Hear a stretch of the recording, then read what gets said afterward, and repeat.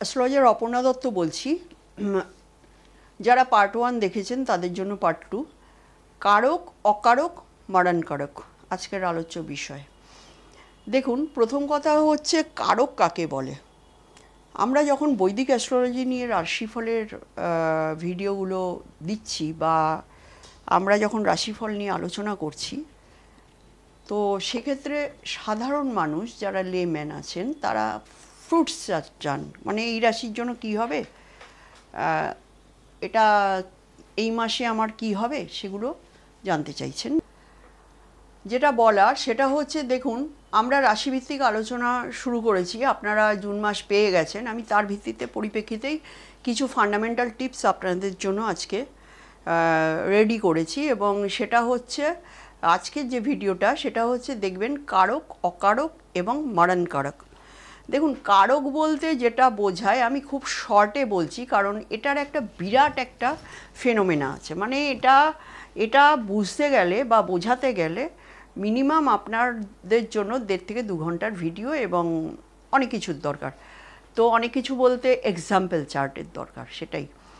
তো সেক্ষেত্রে কারক হচ্ছে কর্নেওয়ালা, যে আপনার জন্য কিছু করবে, আর মারক হচ্ছে যে আপনাকে মারবে। আর মারণকারক হচ্ছে এই কারক যখন একটা নির্দিষ্ট জায়গায় তার প্লেসমেন্ট হয়, সে কিন্তু মারণকারক, মানে আপনার মৃত্যুর কারক হয়ে দাঁড়ায়। এই যে বেসিক জায়গাটা, এগুলো যদি আমরা না বুঝে নিই তাহলে কিন্তু আমাদের রাশিফলে আমরা চার্টে গিয়ে দেখছি আমাদের বৃহস্পতি, যে অত্যন্ত শুভ প্ল্যানেট বৈদিক অ্যাস্ট্রোলজিতে, সে যদি আপনার চার্টে মারণকারক স্থানে গিয়ে পজিটেড বা কোনো নেগেটিভ প্ল্যানেটের দ্বারা সে আসপেক্টেড, তো সেক্ষেত্রে কিন্তু রাশিফলের ভিডিও আপনি যতই ফলো করুন না কেন, আপনার বেসিক নিজের চার্টে কিন্তু সেই জিনিসগুলো ফলবে না। আজকে আমি রাশিভিত্তিক কিছু কারক আর অকারক প্ল্যানেটের কথা আমি বলবো। যদি পারেন তো আপনারা আমার ভিডিওকে ফলো করুন, আর সাবস্ক্রাইব তো আপনারা করছেন, আপনারা পারলে শেয়ার করুন, কারণ এগুলো হচ্ছে বেসিক ফান্ডামেন্টাল জায়গা। আমরা সবসময় এমন কাজ করি, দেখুন, আমরা ট্রানজিটে চলে যাচ্ছি, আমরা ইয়ের কথার দশান্তর দশায় যাচ্ছি, কিন্তু আমাদের মেন যে জায়গাটা সেটা কিন্তু আমাদের ফান্ডামেন্টাল জায়গাটা কিন্তু আমাদের ক্লিয়ার নয়। এবার এই ফান্ডামেন্টাল জায়গাতেই কিন্তু জ্যোতিষের ট্রিক্সগুলো লুকিয়ে থাকে। যেমন আমরা মেষ রাশির থেকে শুরু করব। আপনারা নিশ্চয়ই জানেন যে লগ্ন পঞ্চম নবম 1, 5, 9 এটা আমাদের সবথেকে পজিটিভ হাউস। আপনাদের ভাষাতেই আমি বলছি, এটাকে বলা হয় ধর্মত্রিকোণ। 1, 5, 9 ফার্স্ট হাউস হচ্ছে বডি বা সেলফ, আপনি নিজে, লগ্ন।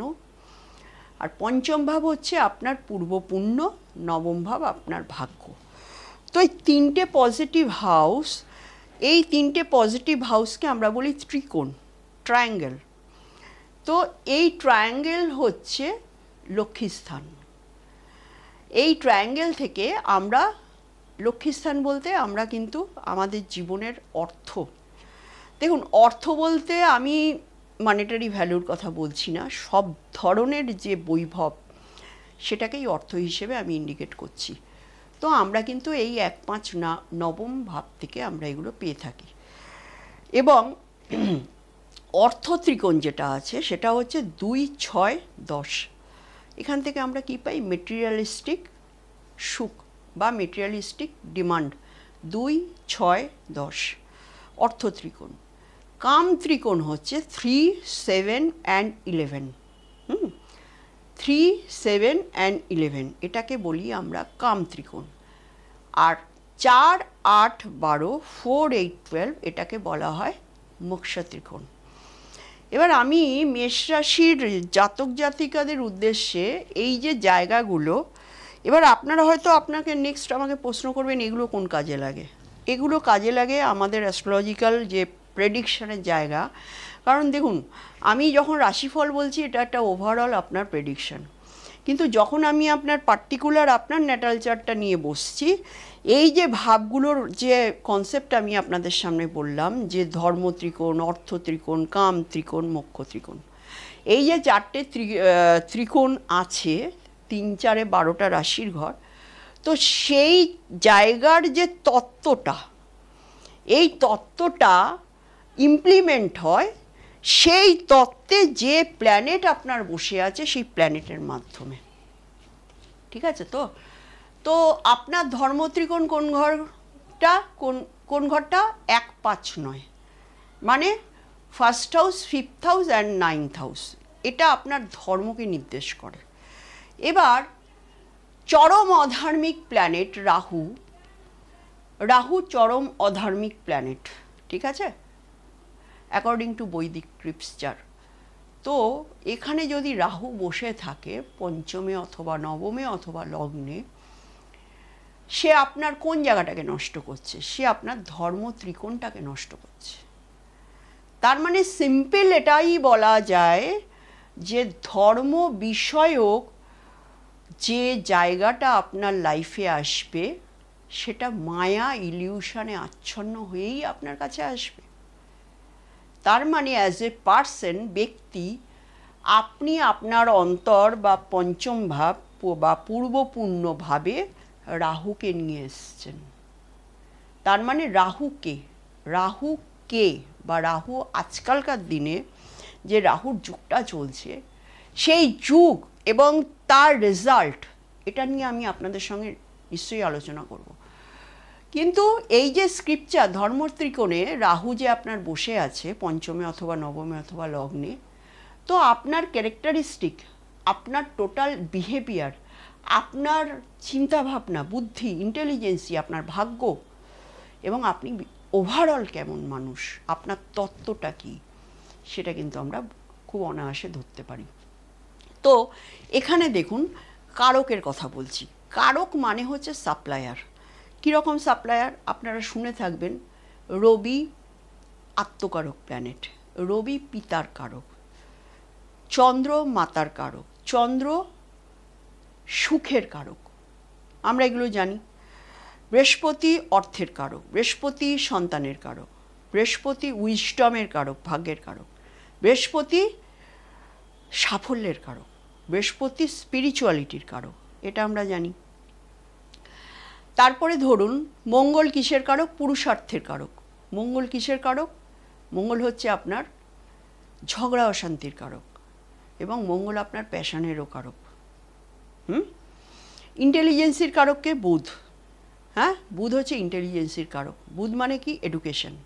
বৃহস্পতি কি? নলেজ।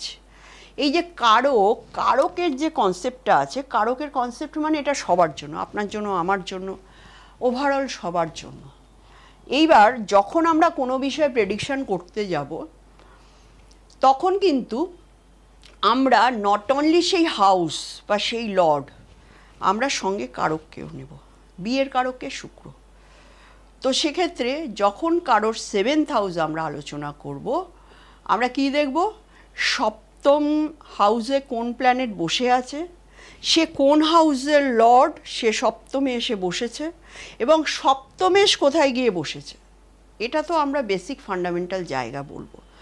কিন্তু সপ্তমের যে কারক, সে হচ্ছে শুক্র, রিলেশনশিপের কারক। আর জুপিটার হচ্ছে ওভারঅল সপ্তম ভাবের কারক, মানে আপনার বিয়ের থেকে আপনি কি উইজডম পাবেন, শান্তি পাবেন, সেটাও কিন্তু আমরা বৃহস্পতি থেকে দেখি। এবং সপ্তমের মেন কারক কিন্তু শুক্র। কারকের ক্ষেত্রেও কিন্তু নাম্বার 1 কারক, নাম্বার 2 কারক, নাম্বার 3 কারক, নাম্বার 4 কারক, যেমন দশমের কিন্তু 4টে কারক আছে। দশমের যে ফার্স্ট কারক সে কিন্তু বুধ, দশমের যে সেকেন্ড কারক সে কিন্তু মঙ্গল, দশমের যে থার্ড কারক সে কিন্তু শনি, এবং দশমের ফোর্থ কারক যে সে কিন্তু বৃহস্পতি। তো আমরা যখন কোনো চার্টের প্রেডিকশানে আসব, আমাদের মাথাতে এটা ভুললে চলবে না আমি তার কর্ম দেখছি আমি দশম ভাবকে দেখব, দশমে কোন প্ল্যানেট বসে আছে সেটাকে দেখব, দশমেশ কোথায় গিয়ে বসে আছে সেটাকে দেখব, কিন্তু কারকের কি ভূমিকা আছে, দশম ঘরের সঙ্গে সে কানেক্টেড হচ্ছে কি না সেটাও আমরা দেখব। তো আজকে আমার ভিডিও প্রায় শেষের পথে। আমি নেক্সট ভিডিওতে কারক মারণ কারক এটা নিয়ে আমি আলোচনা করব। তবে লাস্ট যেটা শুরু করেছিলাম ওটা বলে কমপ্লিট করছি। যেমন ধরুন মেষ রাশির ক্ষেত্রে, যে কোনো রাশির আলোচনার ক্ষেত্রে রাশি মানে চন্দ্র লগ্ন, আর লগ্ন মানে 1 নম্বর ঘর, ফার্স্ট হাউস, ভাব, প্রথম ভাব। তো চন্দ্র রাশির ঘর নিয়ে যখন আমরা আলোচনা করব, কারণ অল অ্যাবাউট মেন্টাল ফেনোমেনা, আপনার জীবনের যে মহাদশা অন্তর্দশা যার জন্য যে কারণে আপনার জীবনের ইভেন্টগুলো আসে সেটাও কিন্তু চন্দ্র নক্ষত্র থেকে আসে। তাই চন্দ্র রাশির আমাদের কিন্তু প্রচুর মাহাত্ম্য আছে জ্যোতিষে। তো এখানে জাস্ট আমি একটা কথাই বলি যে 6, 8, 12 হচ্ছে আমাদের জীবনের সবথেকে ড্রাস্টিক্যাল একটা ভাব, এবং ষষ্ঠেশ, অষ্টমেশ অ্যান্ড দ্বাদশেশ এই 3টে প্ল্যানেট কিন্তু আমাদের জীবনে দুর্ভাগ্য বয়ে নিয়ে আসে। এবং 6, 8, 12 কারক প্ল্যানেটও কিন্তু শনি। তো এখানে যখন রাশিভিত্তিক আলোচনা আমরা করি তখন কিন্তু আমাদের অ্যাজ এ প্ল্যানেট মঙ্গলের যে ষষ্ঠের লর্ড, মানে মেষ রাশির যে ষষ্ঠের লর্ড, সে কিন্তু একটা ন্যাচারাল বেনিফিক প্ল্যানেট বুধ। সে কিন্তু মেষ রাশির জন্য যথেষ্ট হার্মফুল একটা প্ল্যানেট। কেন? সে তৃতীয়ের লর্ড, সে ষষ্ঠের লর্ড। এবার তৃতীয় ভাবটা হচ্ছে পুরুষার্থের ভাব, কিন্তু তৃতীয়ের যে ট্রেড সেটা হচ্ছে অষ্টমের অষ্টম, সেও কিন্তু নেগেটিভ হাউস। তো তৃতীয়ের এবং ষষ্ঠের লর্ড বুধ যখন মেষ রাশির ক্ষেত্রে প্রেডিকশান আসবে, বুধ যে জায়গায় বসে থাকবে সেই জায়গাটাকে কিন্তু বুধ নষ্ট করে দেবে। আমি আসছি পরবর্তী ভিডিওতে এই নিয়ে, কারক অকারক মরণ কারক নিয়ে। ধন্যবাদ। To be continued. পরের পার্টটা নিশ্চয়ই দেখবেন।